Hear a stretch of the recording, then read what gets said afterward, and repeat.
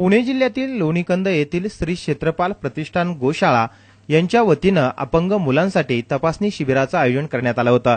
यावेळी या शिबिरात 150 मुलांची आरोग्य तपासणी करण्यात आली।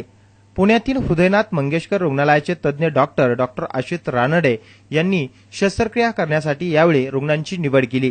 यावेळी संस्थेच्या वतीनं मानवता हीच खरी विश्वसेवा या भावनेतून हे काम उभं राहिल्याची माहिती मान्यवरांनी दिली। आतापर्यंत किती मुलांवर तुम्ही उपचार केले? 350 मुलांवर उपचार झाले। ते गुरु आनंद आचरण फाउंडेशन पुणा यांच्या मार्फत झालेले आहे। त्या ट्रस्टींची नावे त्यांचे अध्यक्ष आहे कुंदमजी गरडा, सेक्रेटरी आहे विलास कुमारजी पारदेशा, खजिनदार आहे अभयकरजी गरडा आणि त्यांना मदतनीस आहे कर्नाटकजी। यावेळी जिल्हा परिषदेचे समन्वय अधिकारी दत्तात्रय खुटवड यांनी शासनाच्या मदतीची अपेक्षा व्यक्त केली। माझं नाव दत्तात्रय खुटवड, मी समन्वय अधिकारी आहे पुणे जिल्हा परिषद आणि पिंपरी चिंचवड महानगरपालिका।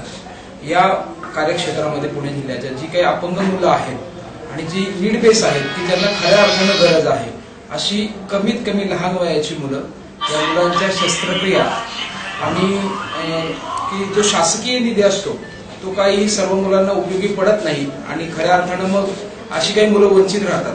म्हणून देवाच्या रूपानं का म्हणा अचल ऋषीजी महाराज साहेबांची माझी भेट झाली, त्यांच्या रूपानं आम्ही अशा काही मुलं शोधली की जी वंचित राहिलेली होती। अशा मुलांच्या शस्त्रक्रिया आम्ही अगदी चांगल्या पद्धतीने घेतल्या। याच्यातलं फलित असं की जी अपंग मुलं आहेत ही शस्त्रक्रिया झालेली जी मुलं आहेत ही आता चांगल्या पद्धतीने शाळेमध्ये जात आहेत। जो थांबला तो चालला पाहिजे, जो चालला तो पळाला पाहिजे, स्वतःच्या पायावर उभा राहिला पाहिजे, या उद्देशानं अपंगांसाठी काम करू असा विश्वासही यावेळी मान्यवरांनी व्यक्त केला।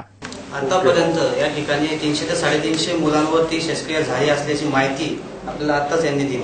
अशा पद्धतीने त्यांना समाजाच्या प्रवाहामध्ये आणण्यासाठी त्यांचा मानस आहे। सी न्यूज मराठीसाठी प्रतिनिधी सुनील पिंगळे, पाबळ।